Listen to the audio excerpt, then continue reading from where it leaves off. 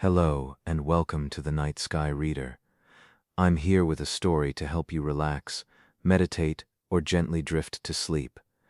Tonight, borrowed light, salt air.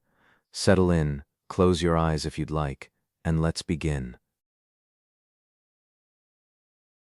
The dark half of the moon is not dark tonight. Above the black water, a thin crescent hangs like a clipped thread of silver, bright enough to hold the eye, sharp enough to seem complete on its own. But if you look longer, past that bright edge, letting the gaze settle outward rather than fix, the rest of the disk begins to emerge from what seemed like nothing. It is there, faintly, a smoke blue-gray barely distinguishable from the sky pressing in around it, yet holding its curve, its quiet spherical weight. The night side of the moon is being lit by Earth. You are standing at the edge of a quiet shore. The air carries salt, not the sharp percussive sting of breaking surf, but the low mineral hush of tide-wet stone and kelp beds somewhere offshore and out of sight.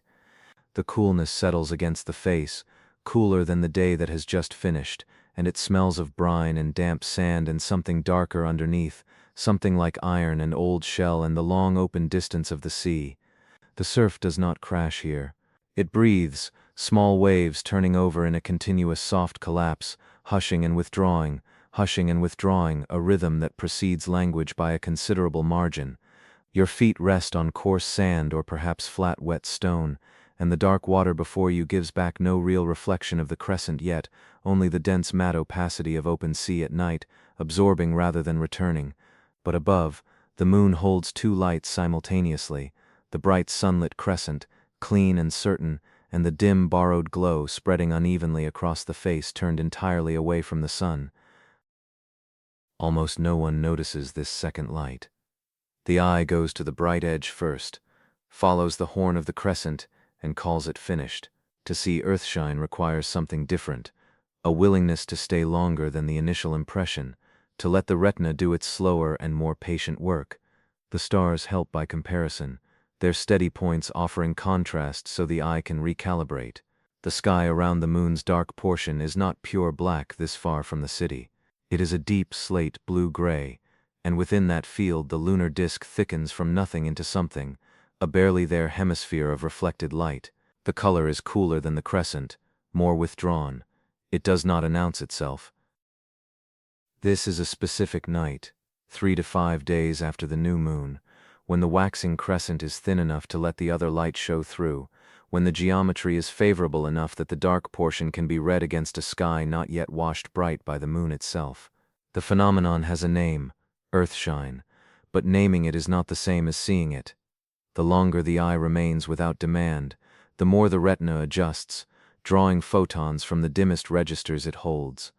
Gradually the shadowed portion separates from the surrounding sky. It resolves into a color that is not quite blue and not quite gray, a cool tint like light seen through deep still water, or like the memory of a snowfield in deep twilight, present without insisting.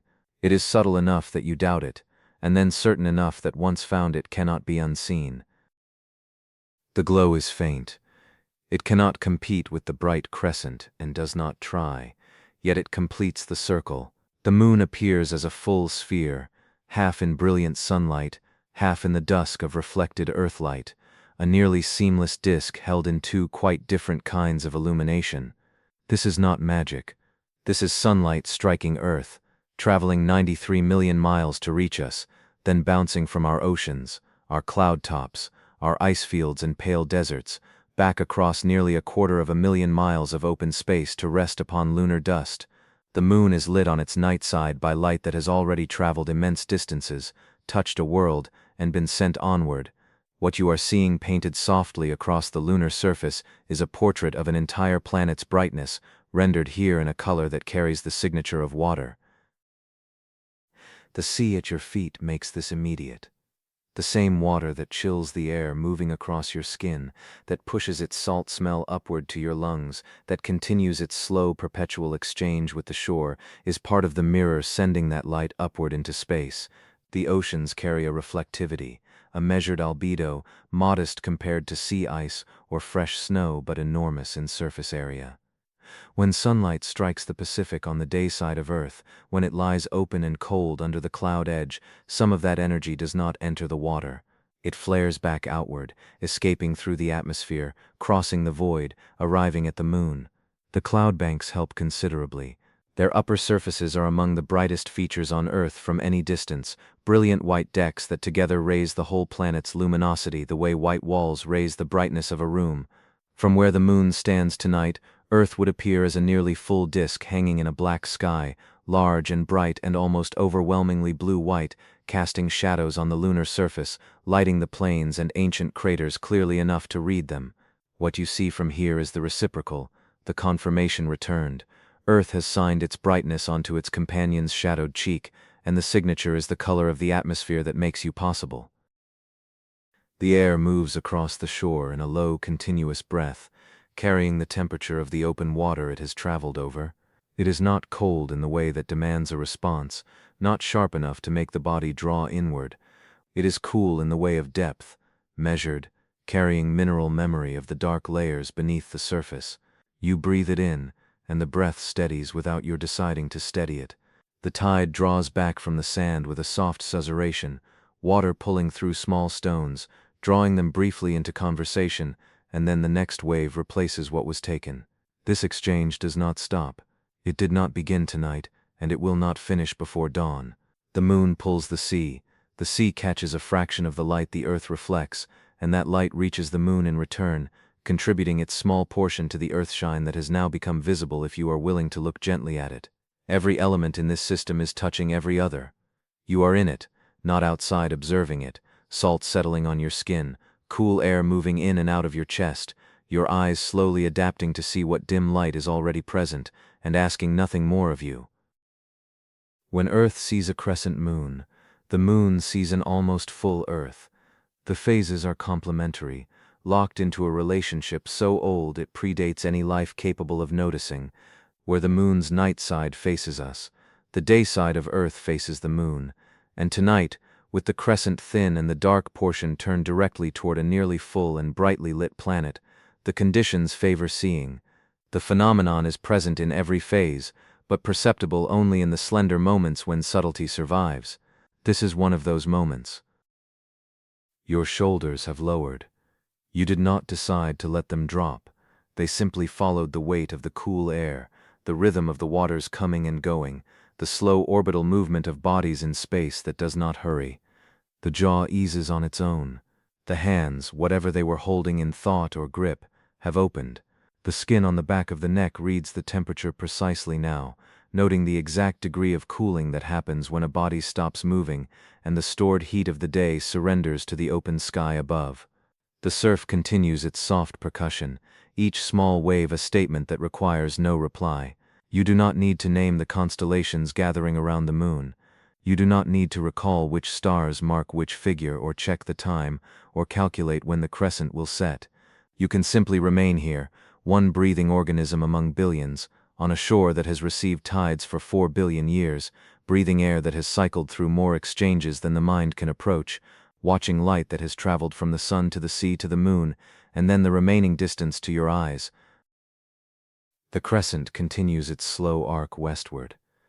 It has not moved perceptibly since you arrived here, but it is traveling, and the Earthshine is traveling with it, that faint glowing dark holding its position on the lunar surface as the whole disk rides the night sky. The color on the unlit portion shifts slightly as you watch, or seems to, sometimes more toward gray, sometimes carrying that hint of cool blue, depending on how fully the eye has adapted, on whether you look at it squarely or use the peripheral vision where the rods are more sensitive and more honest about dim light. The moon is not presenting a fixed image. It is offering a process, a relationship made visible, a reminder that illumination can be quiet, angled, borrowed, sufficient without being brilliant.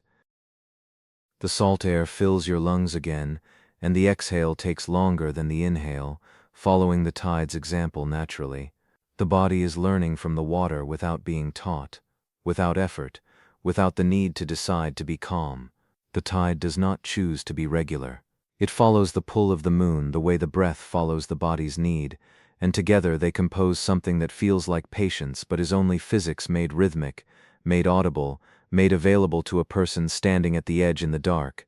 Somewhere offshore, beyond what the eye can reach, the ocean floor is doing what it has done for longer than human memory, staying cold and dark and patient and full. Above it the surface moves in its patterns. Above that the air moves in its patterns. Above that the moon moves, lit on one side by the sun, lit on the other by the planet you are standing on. You are somewhere in the middle of this, neither the source nor the destination, simply a place where the light and air and water arrive and are received and continue. The light does not need you to keep it going, it simply needs you to be willing, briefly, to see it. The horizon makes a straight line, dark water below, dark sky above, distinguishable from each other only by the stars appearing in the upper register and the faint reflected sky glow carried on the water's surface. The crescent tilts slightly. The traditional cup, the traditional horn, familiar to every human generation that has watched a sky from the days before fire was kept. The earthshine on its dark portion seems steadier now, or rather the eye has settled into accepting the dimness as sufficient, as full of information. You do not need this night to be brighter. You do not need the beach lit up, the future clarified, the day resolved into something clean and completed. The partial illumination is whole in its way, a sphere half in sunlight, half in earthlight, entirely present over entirely dark water. The temperature drops another fraction. The breeze carries less difference now, or the body has stopped measuring and begun simply receiving. The sound of the small waves has become indistinguishable from the sound of the breath, and both have slowed toward the same unhurried interval. The moon holds its position above the horizon, not yet low enough to lose its earthshine to the thickening atmosphere at the edge of the sky. The blue-gray glow continues on the dark hemisphere, receiving the light that the earth is continuously sending outward as it turns under the sun, as clouds form and dissipate over the oceans, as ice reflects and water absorbs and atmosphere scatters the shorter wavelengths back into space. In the nights ahead, this particular view will close. The crescent will widen, pulling the moonlit edge further across the disk, brightening everything, washing out the dimmer glow with the superior force of direct sunlight. The phases will continue past quarter to gibbous, then full, all of them beautiful in their own way, none of them showing this, and then the cycle will return from the other side. In 3 weeks or so the moon will thin again, a waning crescent rising before dawn, and the earthshine will reappear on its dark face, the same smoke blue, the same patient and easily missed luminescence, confirming as it always does that the exchange is ongoing. The light always travels. The ocean always reflects. The atmosphere always scatters its blue signature back into space, and the moon always receives it and carries it visible for the few days each month when conditions allow it to be seen. It has done this for as long as the moon has circled the earth. The crescent lowers toward the western horizon in its slow time. The water breathes its steady breath. The salt air moves across your skin, cool and mineral and carrying the smell of depth. The dim blue-gray glow on the moon's dark face holds, patient, the proof that even the unlit side of things is being quietly touched by light from home. The tide continues its unhurried return, each small wave a repetition that arrives without asking to be noticed, covers what it covers, and draws back in its quiet, familiar way. The crescent hangs above the dark water. The dark side glows its barely there glow. The air moves in, the air moves out, the tide breathes below, and the light keeps traveling all the distances it has always traveled, touching everything along the way, returning even in the dark. Thank you for spending this time with the Night Sky Reader. May your night be peaceful. Until next time, rest well.